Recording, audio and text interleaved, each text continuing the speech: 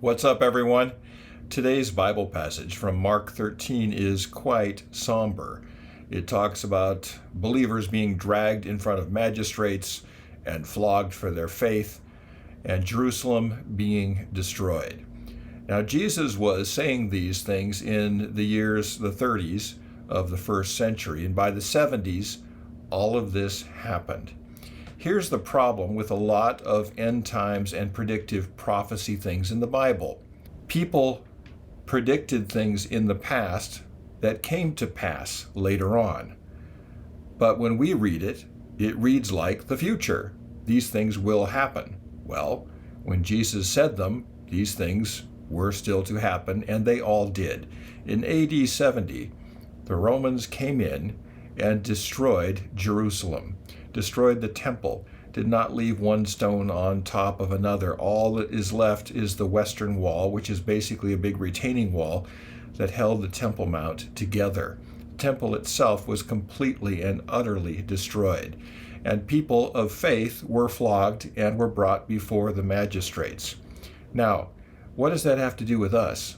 Well, things that happened in the Bible follow a certain pattern, and those patterns can continue to recur. They can continue to happen. People today throughout the world are being flogged and dragged before magistrates for their faith.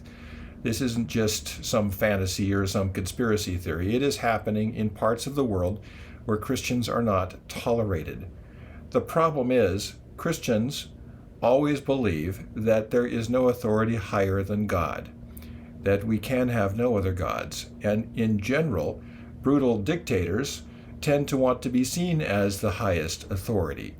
And they can't handle it when there are believers who believe that these dictators report to a higher authority.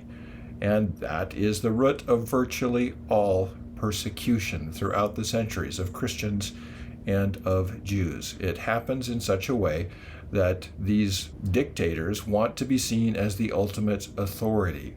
Hitler saw himself in messianic terms, talked about a 1,000-year millennial reign of the Third Reich. He talked about Heil Hitler. Heil means salvation through Hitler. Sieg Heil is victory and salvation. Definitely put himself in that kind of position, and anybody who put a higher authority above him was sent to the concentration camps. So that can happen. This is why, even though I'm an incredibly patriotic American, I get choked up when the flag comes down the street on the 4th of July parade. We can never say America first. It's always God first. It's always God first. It's God and country, not country and God. And we can be proud of our country, but we can never think in terms of our country coming first. Because if we do, then the government's going to act like that, and they're going to persecute people, and we don't ever want that to happen.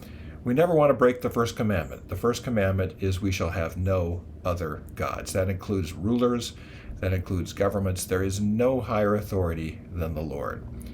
And if that ever gets turned on its head, yes, we will be dragged before magistrates, and yes, we will be flogged for our faith. And yes, those folks will come down hard on us.